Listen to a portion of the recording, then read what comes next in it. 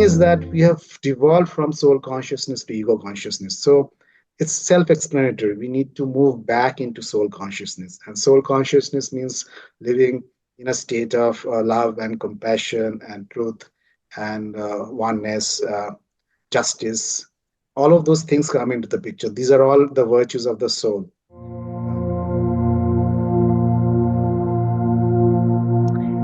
Greetings, everyone. I am very excited today to be in a conversation with Bibhu Dev Misra to talk about his book, Yuga Shift.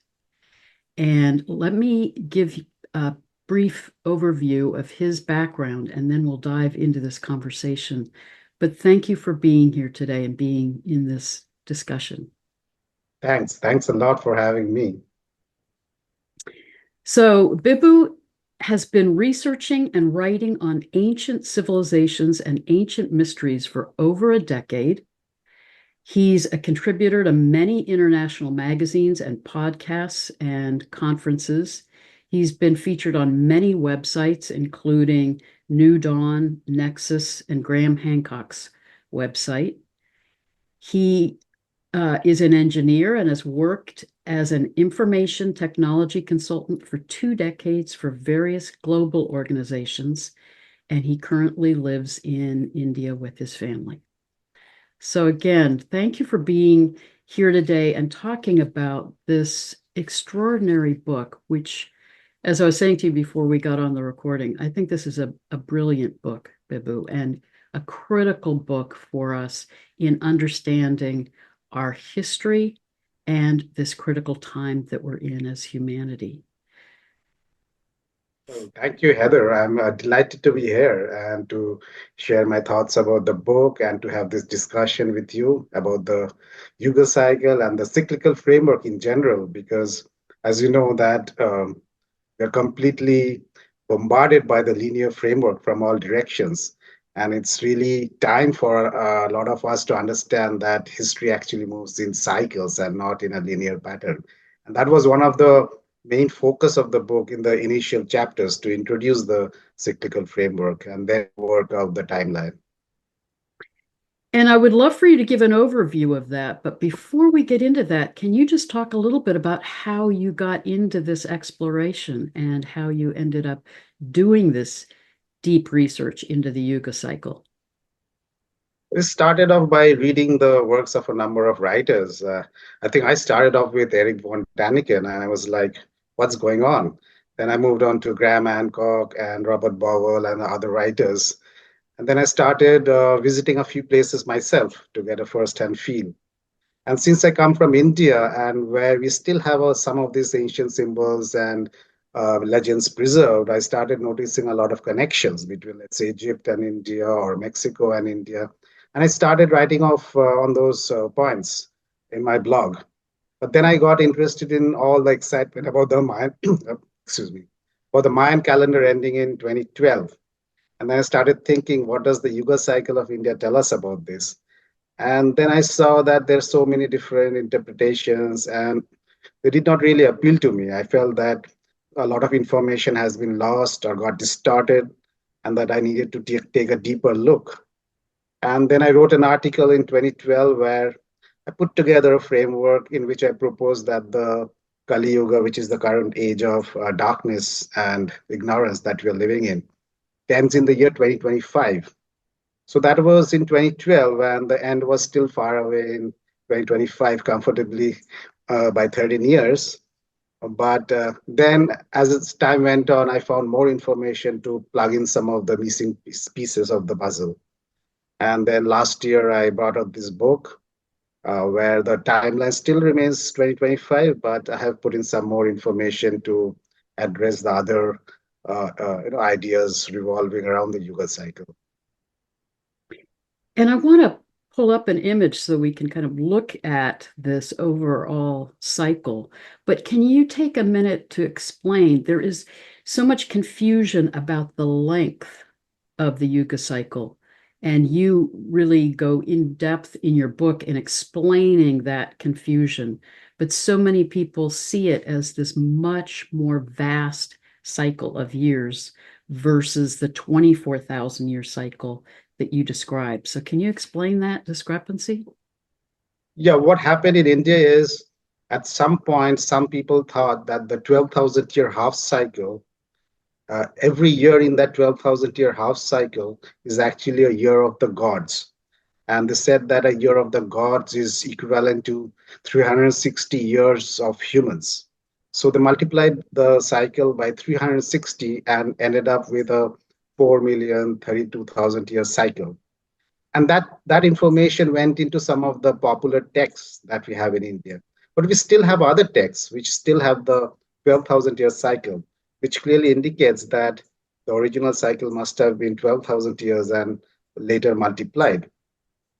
And according to some scholars, what might have happened is towards the beginning of the Christian era, some people thought that the Kali Yuga should have been over by now, but they realized that it's still going on. According to their calculations, it should have been over, but it's still going on. And they didn't know how to address that situation. And so they just multiplied it by 360 and said, the Yuga ends some 400,000 years from now, nothing to worry. So you get back to doing what you're doing. So that's how that 4 million year Yuga cycle came up. And as per this model, the Kali Yuga ends after around 400,000 odd years, which doesn't make sense not only in the context of the other texts in India that we have, but also in the context of the other traditions like the Greeks.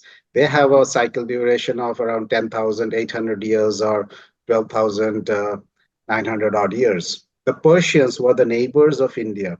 They have a half cycle of 12,000 years, which they divide into four ages of 3,000 years each. So you can't have a Yuga cycle for India, another one for Persia, another one for Greece. There has to be one which is uniform across the world. Even the Hopi and the Aztecs, they have their own cycles, and the Hopi believe that the fourth world, which we are living in today, is very close to its end, and the day of purification that they talk about is around the corner. So I realized that in order to work out the original timeline, what it might have been, I need to look at all of these different traditions and see where they kind of overlap and intersect and what are the common elements, because it has to harmonize all the different traditions. And because a lot of information has been lost over our passage through the Kali Yuga, has been distorted. So that's the methodology that I adopted to look at the common elements, look at the scientific data. We have so much scientific data now, so that we can back it up with the data out there. And that's how I arrived at that framework that I proposed in that article in 2012, and which I developed further in the book. And as I said before we got on the recording, I saw that article in 2012. I've been using it in classes ever since. It was brilliant. So I was so thrilled to see your book come out. And that's part of what you emphasize in the book, and some of what I think is so outstanding in terms of the research that you've done. You're really looking at how this cycle of ages was written about in ancient cultures around the globe. And then you also tie it not only to the scientific research that would validate it, and we'll hopefully get into some of that a bit later in the interview, but as you and I have both visited some of these ancient sites around the world, it fits with what we see in terms of the level of advanced technology and advanced cultures that we see, for example, 12,000 years ago in Egypt and Peru, in India, in parts of Africa, Mexico. That's true, yeah. And there's so much we have forgotten and lost. For instance, recently they found out that humans were performing leg amputation surgery around 30,000 years ago.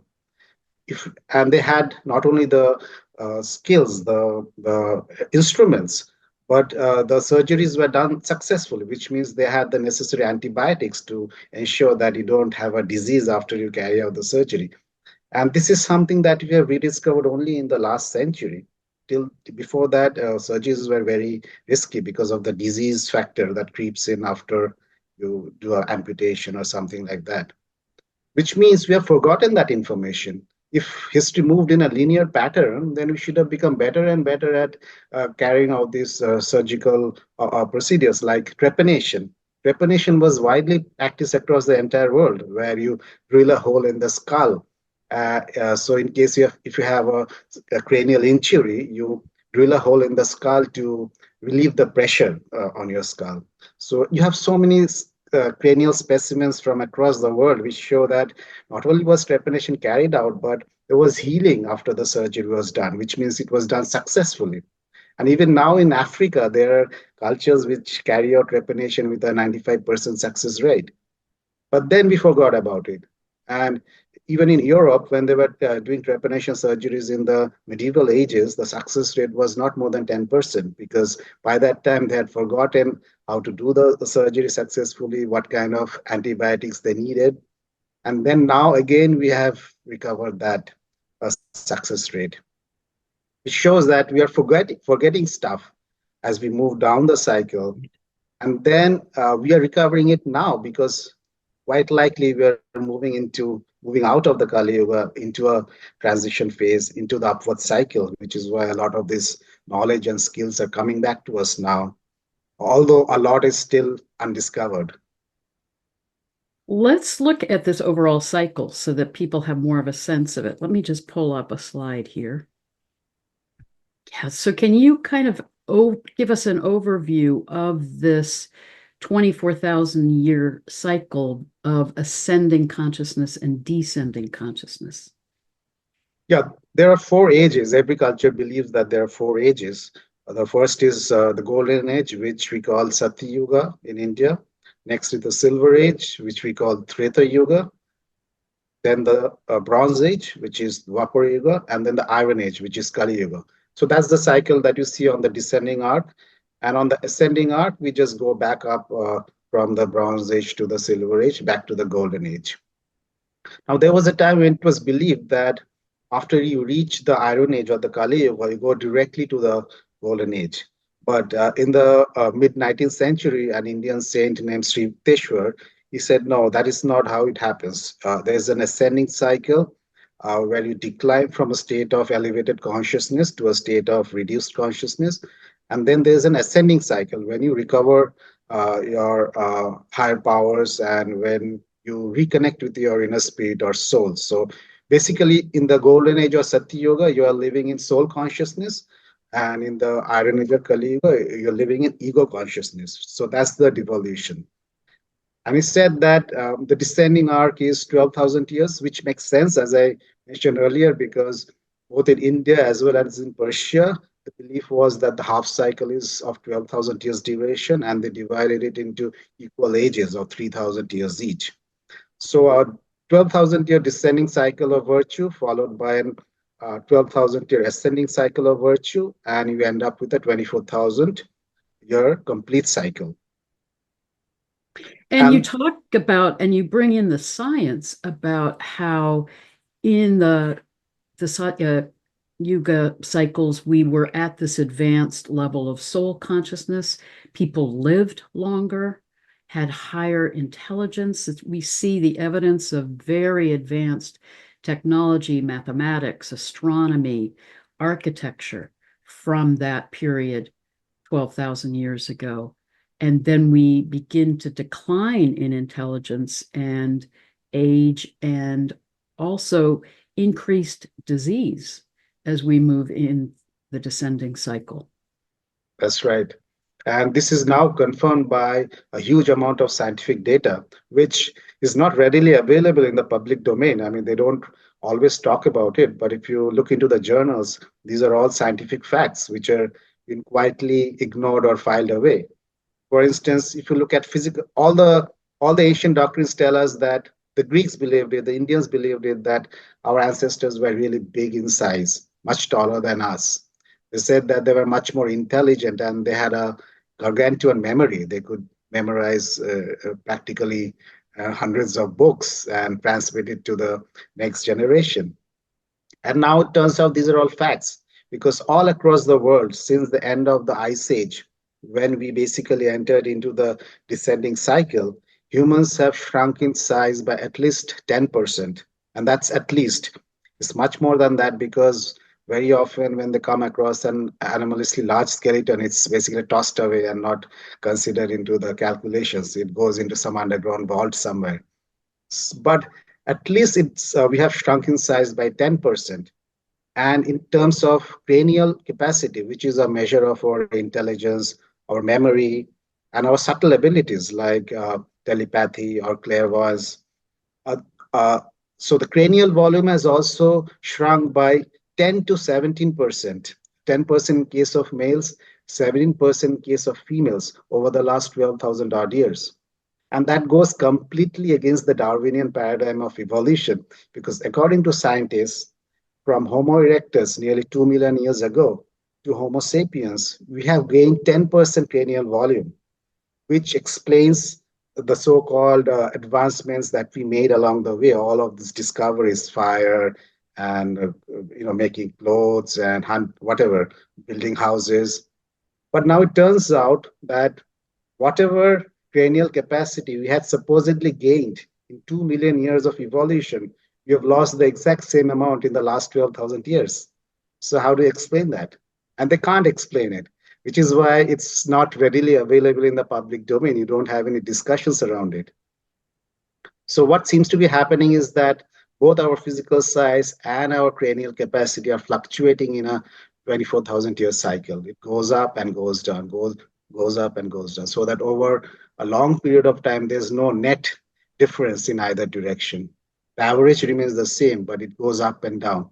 And a good example, a good validation of this thesis is that nearly 36,000 years ago, between 40,000 to 30,000 years ago, we had the Cro-Magnon cranial specimens in Europe. The Cro-Magnon are ancestor of, they belong to the Homo sapiens group, but the Cro-Magnon had really large cranial capacities comparable to the cranial capacities of our Ice Age ancestors. Their cranial capacity was around 1600 cc, whereas we have around 1350 cc. So the Cro-Magnon had cranial capacity similar to the cranial capacity of our Ice Age ancestors or our Golden Age ancestors. And if you plot it on the Yuga cycle, you find that they occupy the top, the pinnacle of the previous Golden Age, not the Golden Age that you had in 12,000 years, but if you add to 24,000 years to 12,000 years, it takes you to 36,000 years before. And the Cro-Magnon's cranial specimens straddles that peak on either side, which means that it's fluctuating. It's not really increasing in a linear manner. And like you said at the very outset, it so speaks to the way in which this modern understanding of history as a linear progression is just not true. And it really helps us remember more what our history is, how we move through this cyclical process. And say a little bit, we were talking before we got on the recording, you and I, because I've written my book on the precessional cycle, we have some different views about how all of this plays out and why it plays out. But I think your view is really interesting in terms of your sense of why we go through this ascending and descending consciousness, in terms of what the catalyst of that is. But also, one of the things that you talk about is the value for us as humanity of moving through these different phases. Can you talk about that? Yeah, what I think is it's the central black hole, which is driving this whole cycle. The black hole is considered as the central engine of a galaxy. It emits enormous amounts of radiation at all frequencies, and you often have these jets of particles that come out of its north and south poles. So scientists now believe that galaxies are powered by their central black holes. And it seems that the black hole itself has its own cycle. There are times when the black hole accretes a lot of matter, and then it becomes extremely active and it starts emitting profuse radiation at all frequencies. And that's when the nucleus becomes so luminous that it outshines the light from the rest of the galaxy by many factors, 3 or 4 times.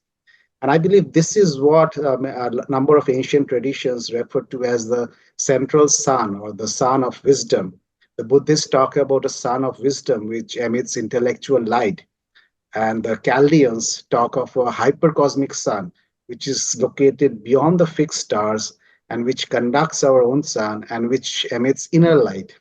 The Gnostics spoke of an eternal sun, which activates our inner wisdom. So, this wisdom or this knowledge was known to us, and it was probably seen, this particular nucleus was probably seen as the sun in the sky in the golden age. Mm. But then what happens is that the black hole shuts down and this radiation in the outer galaxy slowly falls off. And that's when you have this harmful genetic mutations which reduce our physical size and our cranial capacity throughout the descending cycle. And ultimately, we become what we are today. So that's my viewpoint. And this idea also lines up with a critical element of Hindu symbolisms because Hindus, according to the Hindu religious iconography, it is Brahma who is located at the navel of the world or at the navel of a god called Vishnu, who regulates the Yuga cycle and who regulates our mental virtue. And Brahma is said to be an unmanifested principle, and it is around Brahma that our sun revolves. Now, our sun revolves around the galactic center, so Brahma can only be the central black hole. That is the only energetic body at the galactic center, which is powerful enough to regulate our mental virtue and these cycles. So that was my point about what is probably driving this cycle, these ups and downs in our consciousness, in our physical size, and as you mentioned, in our environmental conditions. Because turns out that in the over the last 12,000 years, the environment has also degraded. There are more diseases. When they looked at the skeletons, let's say around 12,000 years ago, they didn't find any signs of malnourishment or any kind of diseases. But as we progress down the curve, the signs of diseases and malnourishment have increased. So, and there was no food scarcity in the higher ages, and there's increased food scarcity in the lower ages. And there's also more signs of violence. They found that in the when they looked at the skeletons for the, let's say, golden age, or prior to the young advanced period, they looked at the skeletons. They found no signs of head injuries or broken bones. But as you move down the cycle, there are more injuries, which means more violence and more warfare. And that's what every doctrine tells us, that once we started moving down the curve, people became more greedy, more selfish, and which ultimately leads to more violence and war. So the data is perfectly backing up the essential points of all the doctrines because they're all unanimous on this particular point. And what is your sense of the value for us as humanity to be going through this process of descending, ascending consciousness, as opposed to remaining in the golden age, remaining in the Satya Yuga? Well, I think there are probably two important factors. There could be more. First of all, we learn from both darkness and light. Light teaches us certain things. Darkness also teaches us certain things. For instance, right now we are in the Kali Yuga and we are surrounded by lies and propaganda on all sides. So we need to develop our inner truth meter to kind of distinguish between what could be right and what may not be right. There's so much of distractions. I mean, there's so many bells and whistles out there. And so you need to have a very strong willpower in order to walk the high and narrow path, and which is obviously very difficult in this day and age. And then you also need to learn. An important thing is that there are many negative things which will happen around you in the Kali Yuga. So we need to learn how to let go of certain unfortunate circumstances that might have happened to you. And this is something so many people suffer from. They suffer from the same event many times because they don't know how to let it go. And these are the kind of teachings that you get in the Kali Yuga that you won't get in the higher yugas. So yeah, I think we probably learn something important from each of these phases, which is why the cycle has been put together in this manner, because the cycle has been designed by higher order beings who are far more wise and powerful than we are. And they've probably designed it with the idea that we learn something of importance in each of these phases of this particular cycle. So it's kind of like a school for the evolution of consciousness. Beautifully said. I think the Earth plane is a school for evolving our consciousness. And I really want to just emphasize what you said earlier, too, that I think it is in these times of the most density and the most challenge on the planet that we actually have the opportunity to transform, heal, and evolve at a much more rapid level because we're faced with these tests and challenges that call us into really having to activate and develop our soul self at a higher level. We're not Yes, supported by that, by what's going on around us. We're in a cauldron of transformation when we're in the Kali Yuga. absolutely. And more so when you're towards the end of the yuga, because that's when you start getting some new energies coming into the planetary system, and that those energies are kind of calling you into activation. They're kind of calling you to step up to your higher self, because this is the time when we need to recover the ancient wisdom. We need to remember who we truly are, so that we can kind of deal with the big changes which are coming down the line. In the same way, there are probably many actors who have incarnated at this time whose job is to take us to Armageddon, and they're already started working towards that end, as we can probably guess by looking at the situation in the world today. So I think this is the time when there's probably going to be a very high polarization between the light and the dark. I mean, there will more people call into activating their higher selves, living at a high vibration, and there also be a very strong, aggressive materialism at play to take people away from that group. So you'll probably see a very strong polarization. There's already a polarization now. You'll probably see it become more and more distinct and more strong as we go forward. So you have talked so clearly about how March 21st, 2025 is the end of this time of the Kali Yuga, the time of forgetting. You've talked about how we're in the ascending phase of the Kali Yuga and we've increased in material prosperity, but we haven't really increased in our spiritual consciousness. But as you said, we're now moving into that transition period, which will be activating an accelerated increase in our consciousness. But let's talk about what happens, particularly, you speak about what happens in the transitions between the different phases of the Yuga cycle. But let's talk about, you and I both speak to the importance of what happens at the 12,000 year point in this 24,000 year cycle and the huge events that occur at that time. Yeah, in this particular, in my book, what I suggested is that the Yuga cycle and the precession cycle should be the same, because every cycle of time has an astronomical basis, whether it's the cycle of day and night or the cycle of seasons, there's an astronomical basis to that. And the Yuga cycle should also have an astronomical basis. And I thought it must be equal to the precession cycle, which is around 25,800 years. So what I found out is that the ancient Greeks used to believe that there are two extended periods of transition at the opposite ends of the Yuga cycle. They said that after the golden age was over, which is Satyuga in this model, uh, we went into an extended period of transition that they call cataclysmus, which means the deluge. And they also called it the great winter of the great year. And I believe that what they meant by the Great Winter is the period that we now know as the Younger Dryas period. Because the Younger Dryas period was an extended period of freezing cold temperatures when between 10,900 to 9,700 BC. And that was when the temperatures around the world plummeted by nearly 10 to 15 degrees Celsius. And that was when all the ice age megafauna was wiped out. And it now seems that there was a massive comet impact that took place at the Younger Dryas boundary, and they have found evidence, the impact proxies for this impact from a number of different sites across the world.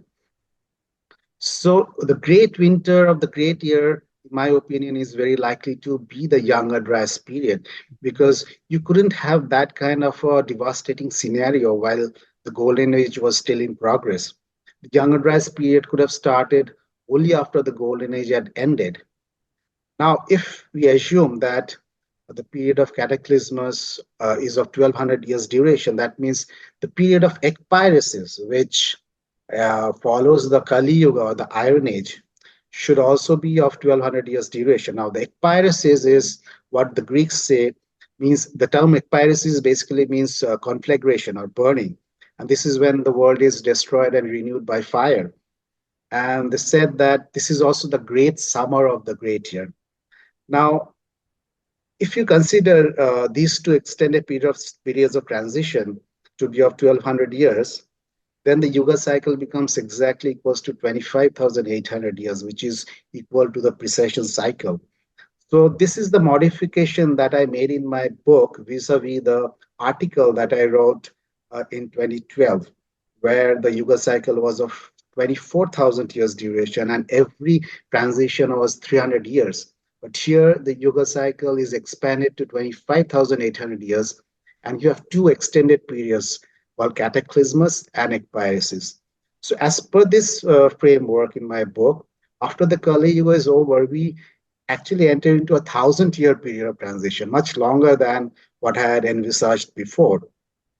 Then I found that this makes sense in the context of some of the statements in the some of the eschatological texts. For instance, it says that the Revelation, it says that after Christ returns, after his second coming, he is going to rule for 1,000 years with the resurrected holy men.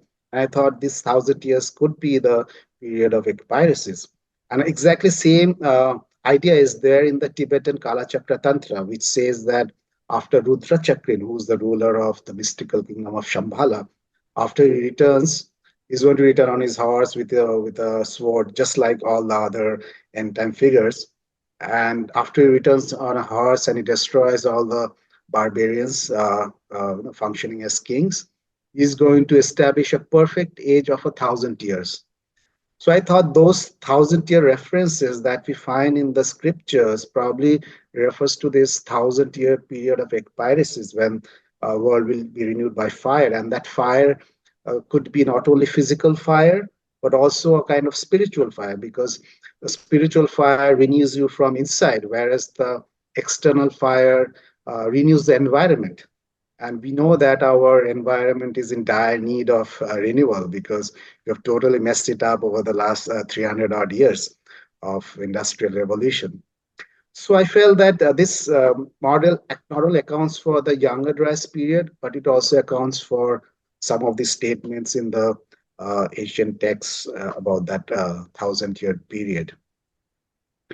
And some of what you describe in the book is how it is, as you just said, a time of reset where we as humanity have to face the consequences of getting so out of balance.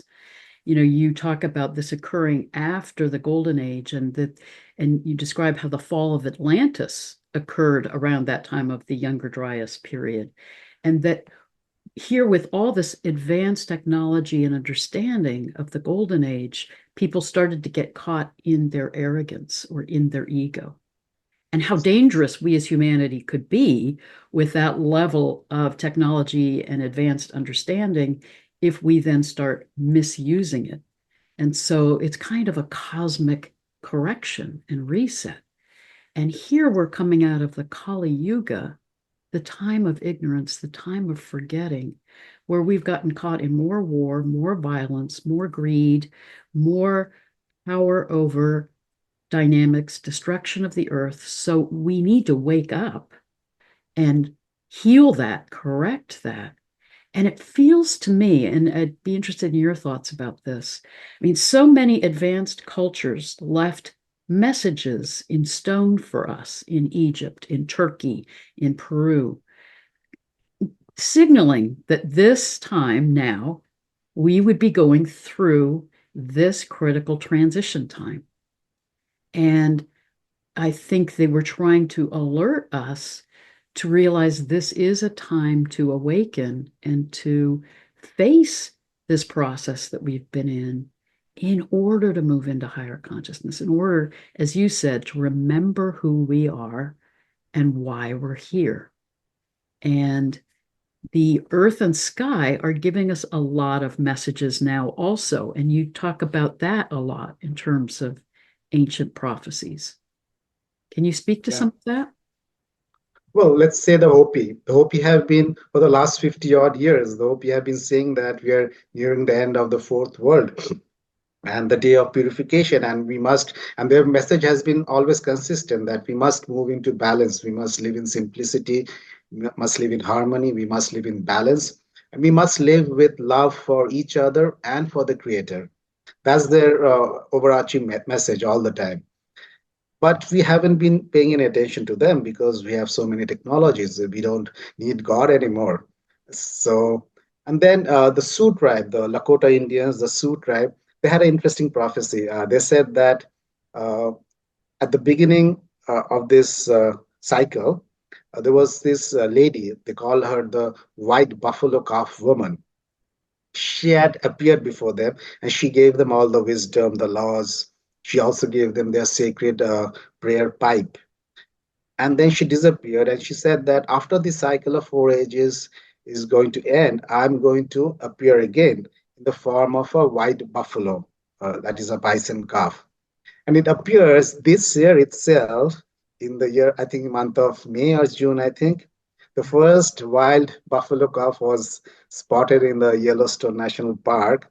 And the Lakota Indians and all the Sioux tribes, they had a big festivity. They had a big gathering where people came forward and spoke about the significance. And they believe that this is a very strong sign that the time for redemption, the time for returning to balance has now come.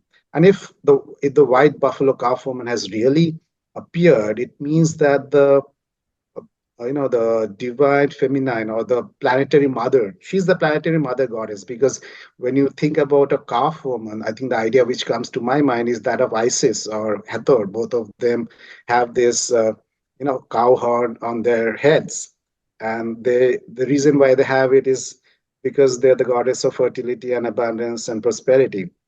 The cow is a sign of that, apart from many other things. So if this sign is really true, it means that a planetary mother energy is now coming up into our planet, and it may be possible to connect to that. So that's very significant for our times. And then there's this prophecy on the Tibetan text. Uh, there was this theosophist. Her name was Alice Bailey, and she in the 1940s she said that it will be in the year 2025. No, it will be after 2025 that the externalization of the hierarchy will begin. And by hierarchy, she meant the hierarchy of gods and angels who look after the evolution of human civilization. And she specified the year 2025. And later, in another of her works, after the Second World War was over, she said that there are three considerations which must be recognized by humanity. The first is the recognition of the Christ spirit within. The second is the recognition of the divine hierarchy, which means we must recognize that there are elevated, highly spiritually powerful beings who look after the human civilization. And third is the recognition of the divine plan, which means to recognize that as humans we have a higher purpose in our life. And she said that if by 2025 the forces of light do not unite against the forces of darkness, then a fiery cataclysm is inevitable. So when I read those statements, I was like, she exactly identified the same date which I arrived at from my calculations. And then I figured out that even the Tibetan Kalachakra Tantra uses the same model which I have proposed in my book. But this framework was lost from India. It basically went from India to Tibet, and there it was preserved. But in India, this framework was lost, and we multiplied it by 360 and ended up with those big numbers. So it's really speaking to the fact that this transition that we're in is a time where we are meant individually and hopefully collectively to wake up and move in back into balance, move back into higher consciousness, move back into that awareness that we are interconnected with all that is, that we are guided by cosmic consciousness. And to remember, I think that Christ consciousness that Alice Bailey talks about is honoring that soul self, honoring that higher self within us. So this is such a critical time where all of these events in the sky and on the earth are calling us to wake up, including, you described the crop circles as another way that we're getting messages from the intelligence of the cosmos and extraterrestrial beings that are trying to guide us in this time. So we've got a lot of support, but it's such a critical time for us as humanity to wake up. Yes.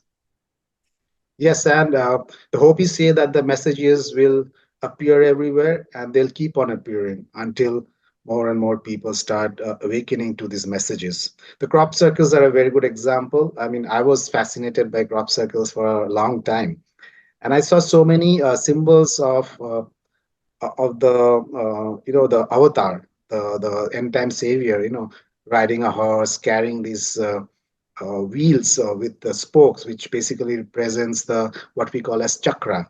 Chakra is a weapon.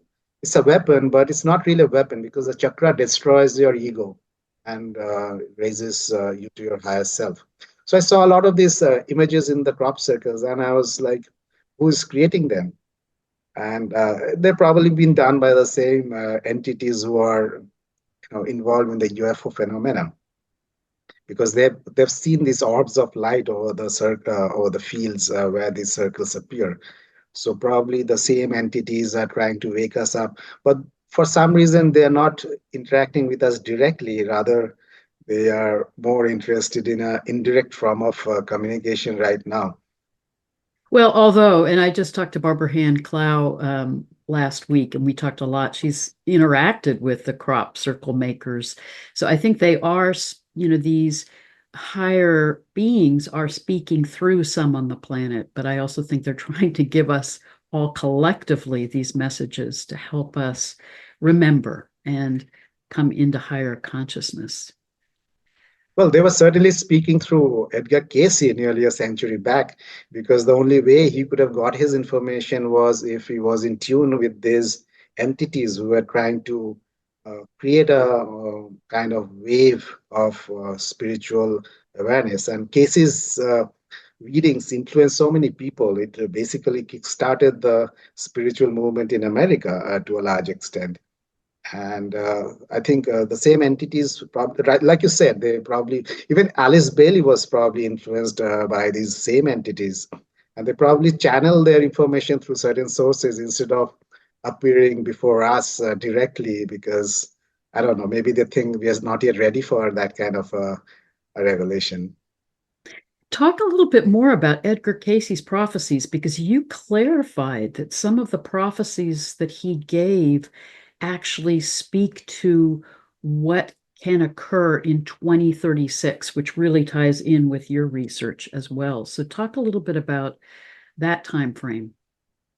Yeah, Casey, in a number of his readings, he said that the Messiah or the Savior, and he says that the specific term that he used was his light, his light, the light of the sorry, his star. His star is going to appear in 36, and then he says that in the year 36, our planet will be impacted by an outside force, which will darken the skies and darken the sun and create some, and hit us, create some, continental shelf damages, which kind of speaks about a comet impact, because a comet is a star. Comets have been historically regarded as the messengers of the gods. They send these comets our way to kind of clean the environment, destroy evil, and to regenerate the planet. So, and it's a comet that can only impact the uh, comet can impact our planet from the outside and create the kind of scenario that he talks about. Now, most people assume that when Casey said 36, he probably referred to 1936, which doesn't make sense because Casey made a number of prophecies about the Second World War in the 1940s. And he wouldn't have prophesied about the Second World War if the Messiah was supposed to arrive in 1936. I think he was talking about 2036, exactly a century later. And that makes sense in the context of our scientific understanding because in 2036, we'll pass through the center of a swarm of comets and asteroids which are hidden within the Taurid meteor stream. The Taurid meteor stream is one of the many meteor streams that we pass through in course of our orbit around the sun. And the parent comet of the Taurid meteor stream, because every meteor stream is basically a river of rubble left behind by a comet. And the parent comet of the Taurid meteor stream has disintegrated into a number of fragments, and they are now moving in a large swarm. And it seems that we pass through the center of this swarm every 2,500 to 3,000 odd years, and then we get bombarded for a few centuries, which ties up very nicely with the Yuga cycle model, where we have a civilizational reset after every 2,700 years. Now, in the years 2032 and 2036, we'll be passing exactly through the center of this swarm. So that 2036 date, which Casey spoke about, is also the date when we'll be passing through this swarm, which could mean that this is a time when some of these comets could get active and we could get bombarded by those cometary fragments. So part of what you describe in the book is that we experience these Taurid meteors every year in the spring and then in the fall, but that it's in that time frame 2036 that we'll be going through the part of the Taurid meteor stream where we're closest to the largest comets that are in the center of that. And scientists have been desperately trying to map out this swarm. They know the danger associated with it because this has been published in established journals by a team of scientists. They know that there's a danger associated with it. But right now, we are not able to look into this swarm very closely and see what exactly is lurking there. But they know that there's this swarm, there's some large fragments there. They don't know how many exactly, and they know it poses a danger to us in 2032 and 2036. So yeah, that's one of the big events, if you will, which we could encounter in the 2030s that could change the dynamics of our civilization. And like I mentioned, comets are not uh, the whole thing. These impacts, they're not random. These comets are actually guided by intelligent forces to carry out their will, to carry out the divine purpose of cleansing and regenerating. So, for instance, when you look at some of these ancient symbols, which shows particular god moving through the sky on the back of a huge bird, maybe the phoenix or the Garuda bird of Vishnu. These are all comets because comets have also been described as birds. The Marduk writes a dragon, a snake dragon. Uh, what is a snake dragon? A lot of Native American cultures describe comets as dragons or as snakes.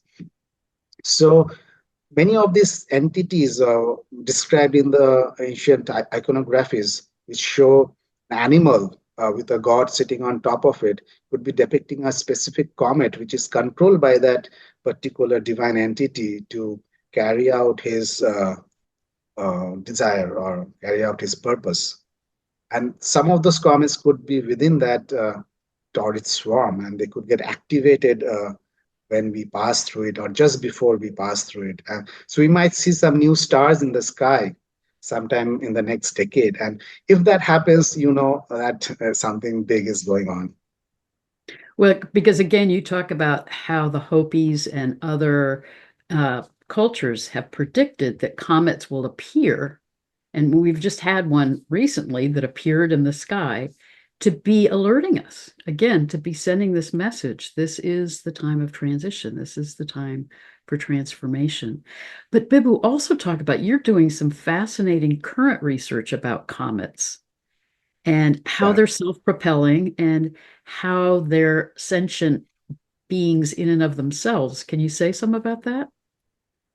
Yeah, what I have found, and I'm going to write an article on that very soon, is that comets are not just a pack of dirty ice with a covering.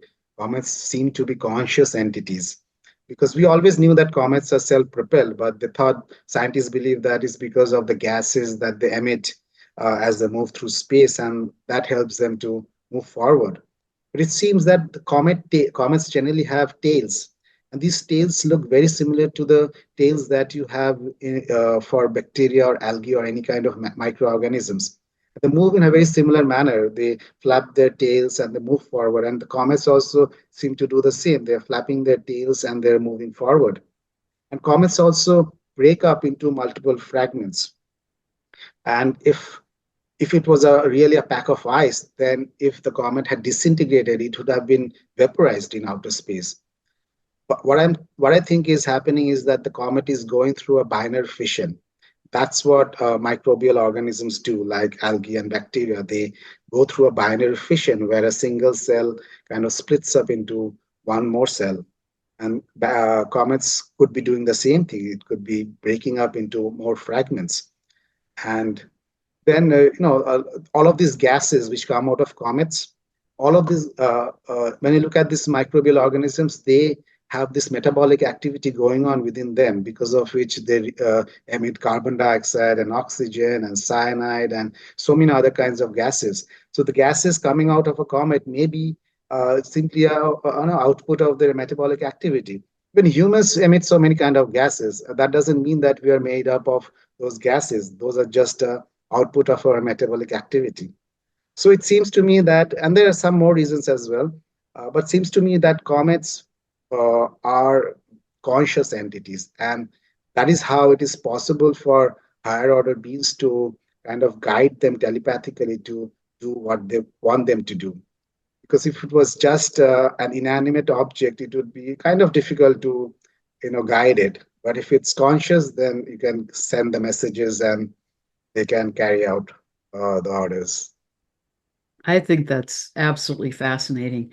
And the other thing that you talk about in your book that I think is very important is not only are these comets at different times in our history messengers to us and um, being that catalyst for our reset, for our change in consciousness, but also for the earth to heal and regenerate.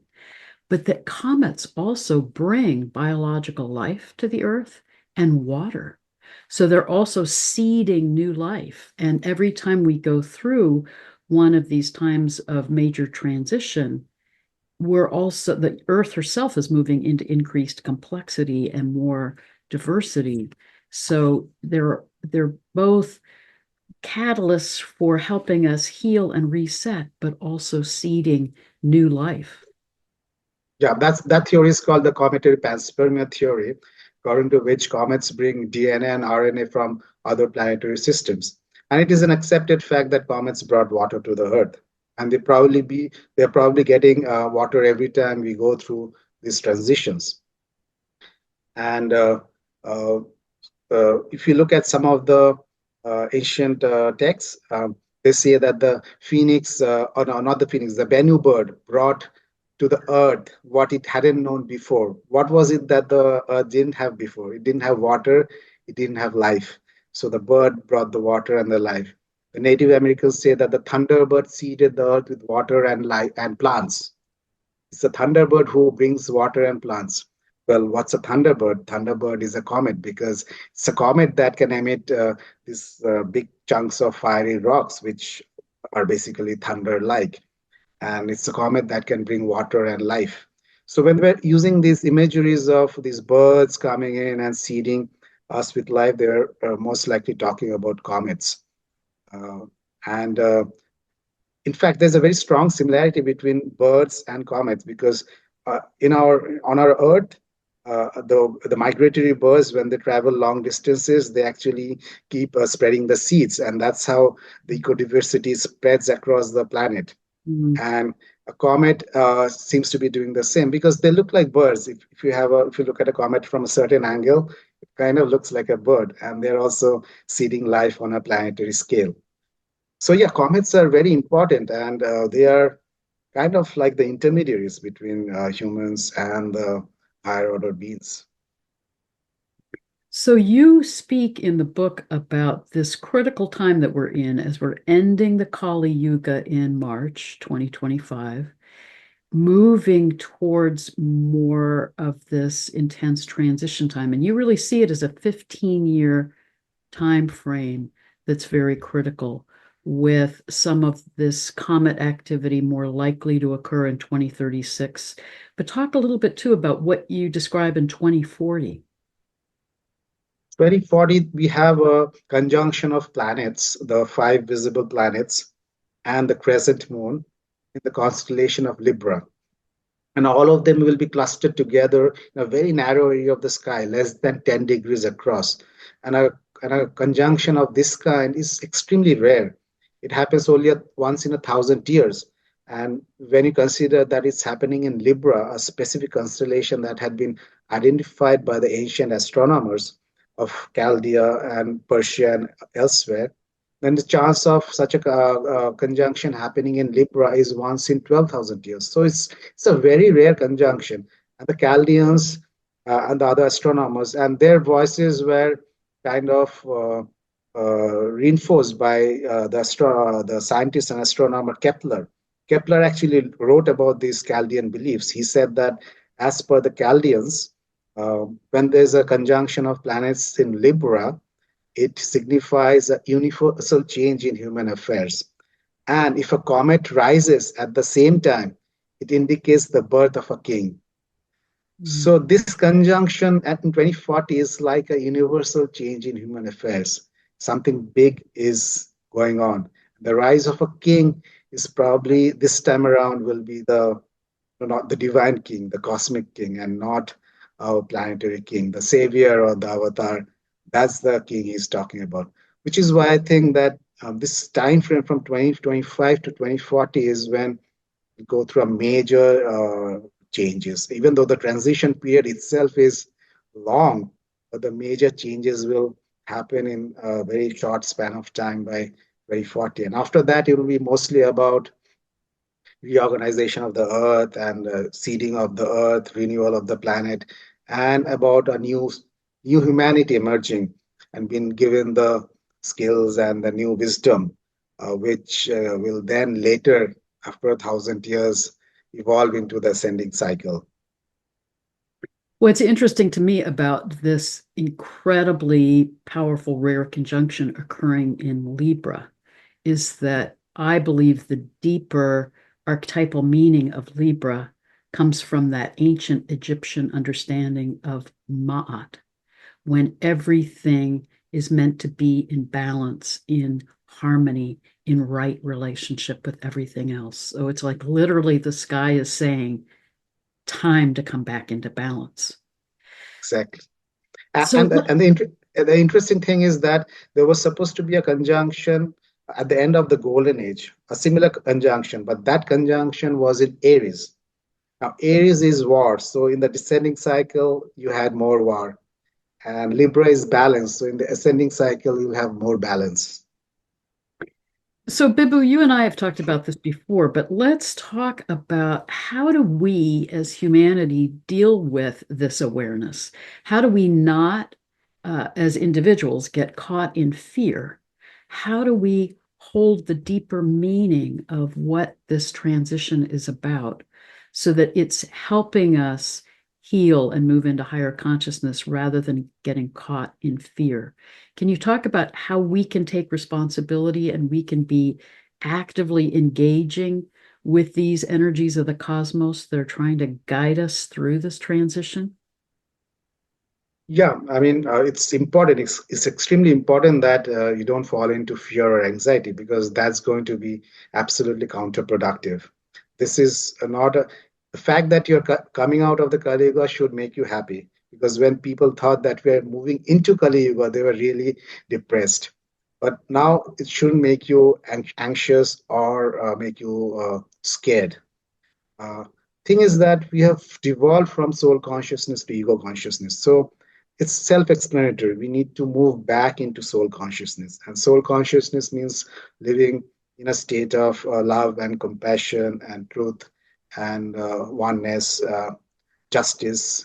All of those things come into the picture. These are all the virtues of the soul.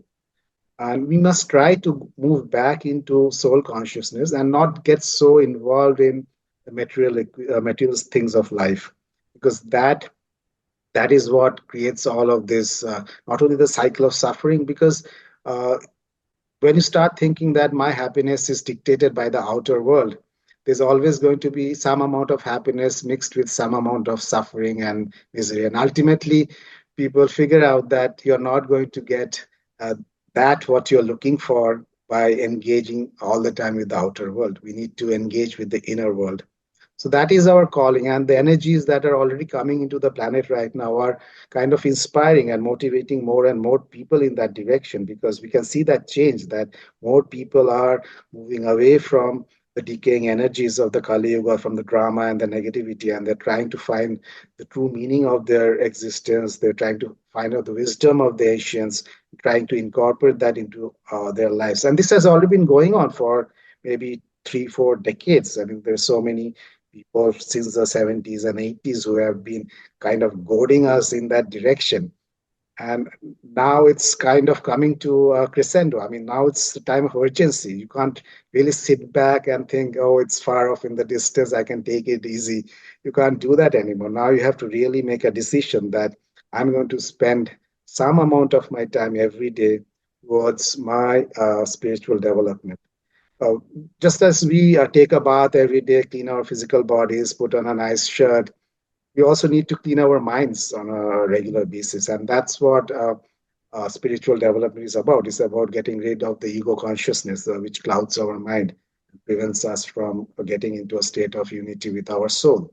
So that is something that we have to do. And the other thing that is very important is to kind of dissolve the ego blockages that we have. We have this tendency to think that all the wisdom and all the teachings are there in my sacred text and there's nothing else out there. Or if I call God by a specific name, then I'm going to be saved and everybody else is damned. Now, that's a very restrictive, narrow thinking, which is just not going to work. Because if God comes to you today, he'll first ask you, did you follow my teachings? And then if you're like, oh, you left some teachings, then it's not going to then it's not going to work no matter by what name you call him. So you have to get, and since the wisdom has become distorted over time, lost over time, we need to look out and reach out to all cultures and traditions and try to get that wisdom and incorporate that into our lives. I mean, people are already doing that, but that's the way forward to uh, get the wisdom, to get in touch with our soul consciousness, and to live in balance. In India, for instance, we say that there are four pillars of a balanced life. The first pillar is duty. We call it dharma or duty. Dharma has two meanings. Here, dharma means duty. You have to fulfill your duties and your obligations to everyone around you and to the society. The second is called artha or work. You need to work for a living, but make sure that you don't hurt anybody while doing your work. The third is kama, which means desire. You need to indulge your mind in some pleasurable activities throughout the day. But again, make sure that you are not hurting anybody in that process, including yourself. And the fourth is moksha or liberation. That's the time of the day that you spend in enriching yourself, in cleansing your mind, in raising your vibrations and awareness. So these are the four pillars of a balanced life. And if you look at the world today, most people spend 80% of their time in work, and then they come back and they're too tired to do anything. They switch on the TV and go off to sleep, uh, simplistically speaking. But we don't really pay that much attention to all the four pillars. And especially the last one, the moksha pillar or the liberation pillar, that is very critical for this time period. We need to allocate some time every day to enriching and to make us more aware of or the ancient traditions to basically raise our vibrations. And there are many paths, some you can follow your own path, but at least we need to get on some path and, try to, because otherwise, once the changes start coming in, we'll get into a reactionary mode. And then it will be very difficult to make any fundamental changes in your life. But if you start now, then as we go into the transition period, you'll know what's going on and what you need to do. The messages will come directly to you. You don't need to even listen to somebody else. You get the telepathic messages delivered directly to you so that you know what to do and how to kind of save yourself, not save yourself, but how to deal with the negativity and the everything else around you. And part of what you talk about in your book about Dharma is that it's also about living in right relationship with the cosmos, with the life around us, and living from the soul's purpose. So, some of what you're describing beautifully is the importance of coming back to that awareness that we are a soul self having a human experience. And so many in this time of the Kali Yuga get caught up in survival mode and think that the only reality is this materialistic reality. And part of what's so profound about the accelerated time that we're in is we're having the opportunity to open back up to that realization of our true spiritual nature and how we can reopen to higher consciousness. I was talking with Barbara Hand Clow about the 9 dimensions of consciousness that we're capable of opening up to. And that's happening in an accelerated time now. But part of what you say in the book that I think is so important is to focus on those paradigms of the new world we're moving into, the higher consciousness we're moving into. Don't get caught in the paradigms of the Kali Yuga. That is all dying. And we're seeing the turmoil of that deterioration of those old paradigms, but they will die. The other thing you talk about, and that the ancient prophecies all talk about, is those who are on a path, a spiritual path, a path of higher consciousness, will be protected and supported in this transition time. That it is a time that is about helping the earth reset and humanity reset, but those who are already on a path of higher consciousness will be guided and protected. Yes, and this is not a matter of luck and chance. I think the people who will be guided to safe locations are the ones who are, as you mentioned, living in tune with the soul vibrations. And like I said, they will get their messages at the right time, whoever they are. And it happens in every transition. The Hopis say that every time one of their worlds ended, the first world or the second world ended, some of the righteous people were guided to safe locations. So if you're planning on building a underground bunker, save your money. You might be better off building a UFO landing pad in your backyard, and maybe.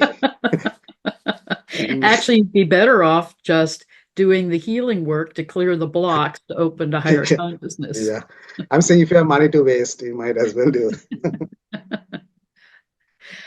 This is so profound, and I just want to say again, I think your book is a brilliant book, Bibhu, and such a critical book in this time so that we understand the context of this, of our journey of human history, and the importance of this critical time of change that we're in, and what we're capable of if we open to higher consciousness.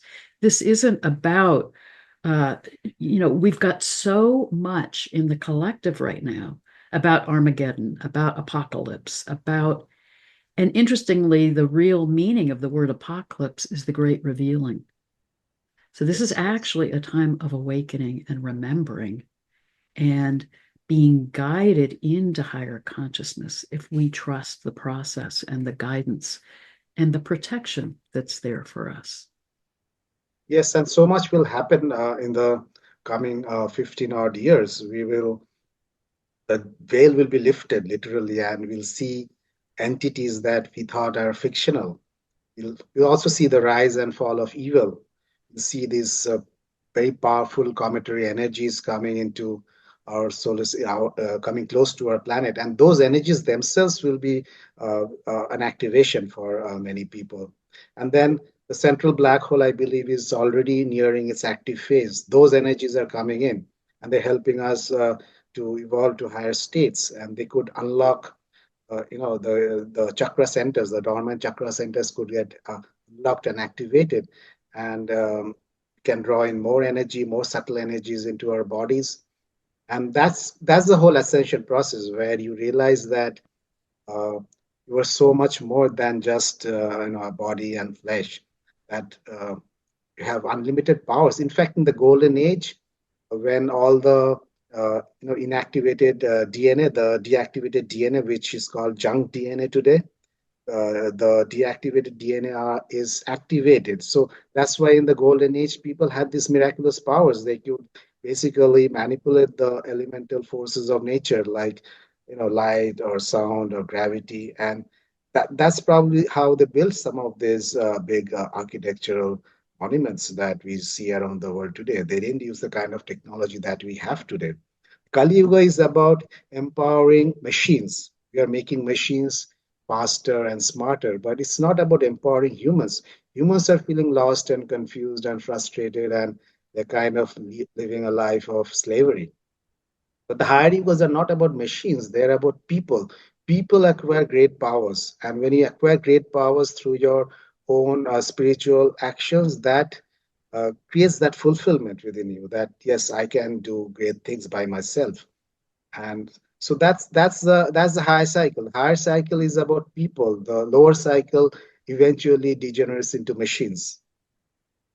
I think that is such an important point that you make in the book and that you just stated, because you talk about how these technologies won't be going into this ascending phase as we move into higher consciousness. It will be about our consciousness. Yes. And I think that's really important for people to understand, because I think there is a lot of fear in our world right now, too, about AI taking over and that will be our reality. And you're really clearly describing how all of that will be reset as we move into higher consciousness. I'd like to, as we're coming to a close, quote something from the end of your book that I thought was really powerful about this time that we're in. You say our planet and our consciousness will be healed, cleansed, and renewed, and the true meaning and purpose of the human incarnation and the correct modes of living shall once again be revealed. This is the time of awakening and moving into higher consciousness and remembering that we're soul selves. We never die. We just journey in this evolution of consciousness to grow and evolve. Yes. And once you realize that you are a spiritual being having a temporary human existence, there's really nothing to fear, because your physical body anyway comes with an expiry date. So why would you be so worried about your physical body? What is more important is whether I am fulfilling my purpose, the purpose of having incarnated. You don't want to lead your entire life and say, oh, I wasted another incarnation. You need to make it count. And so that's the main thing, is to fulfill our soul purpose, to find that purpose and to fulfill that soul purpose. That should be the main objective of people, especially at this time, because we are running out of time now. Well, and it's why we're here. Yes. Well, thank you. Thank you for being in this conversation. Thank you for this really brilliant, important book that you've written and for sharing that wisdom with all of us. Thanks a lot. I mean, I'm really delighted that you invited me for this interview, and I enjoyed my discussion a lot. I mean, we had a lot of back and forth, and I think we basically getting a sense of what's going on now and where we are headed. And so I hope the message reaches more people and it inspires them to do what they might have been postponing for some time, and maybe take it up more earnestly, and kind of prepare themselves for some big changes around the corner. And I want to thank all of you who are listening. And again, I'm grateful for this community that is working this time at a higher level of consciousness. So hopefully this will support you in that journey. Blessings and love to all of you.